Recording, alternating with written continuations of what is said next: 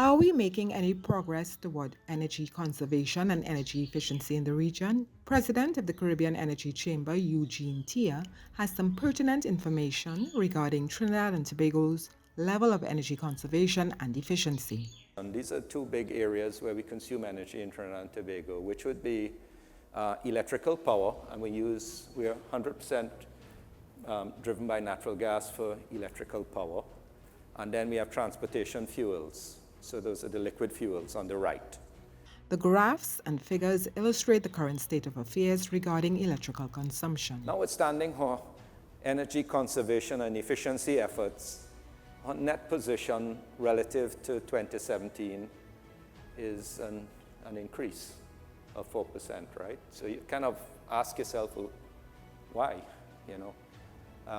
with all of this supposed low-hanging fruit, why are we still heading in that direction? Now, the dip is as a result of COVID, and we've rebounded.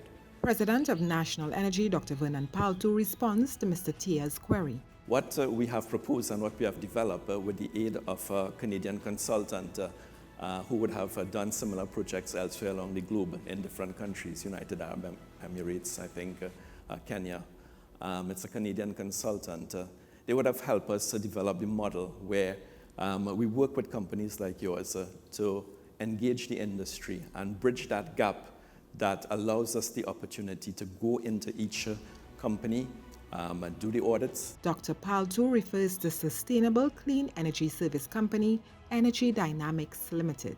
Based on the study that was done by, I think, IDB, before we went onto the pilot program, even a 10% uptake by the industry over a 10-year period will result in a savings of gas of 4.1 billion cubic foot. That is significant for us. Besides significant for us from an NGC perspective, it's significant from a country perspective. The National Energy's president says this savings in gas would be used otherwise, bringing added profits to the country. In addition to gas savings, there's the carbon savings. A 10% uptake over a 10-year period would result in a carbon reduction of about 287,000 tons, which is, small but significant nonetheless from the perspective of a low-hanging fruit. Additionally, the savings in electricity costs at the current heavily subsidized rates, will be in excess of 100 million TT dollars over that 10-year period.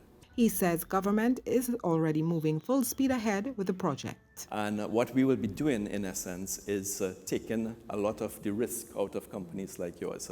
So that has started. The pilot plant actually started in 2023. Our first engagement was with Bermuda's company, and we have subsequently done KISS, and there are a few others. In fact, a couple of weeks ago, we would have signed one with NP.